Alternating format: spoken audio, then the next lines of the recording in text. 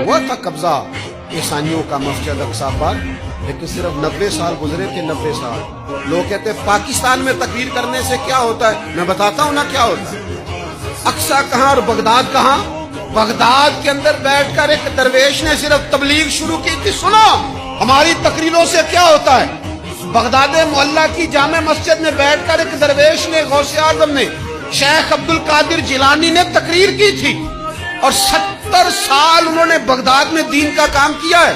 एक शख्स अपने बच्चे को उंगली से लगा के गौसे पाक की महफिल में लाया करता था, बिठाया करता था, ले जाया करता था। फिर वो बच्चा बड़ा हो गया तो उसने 70,000 की फौज बनाई।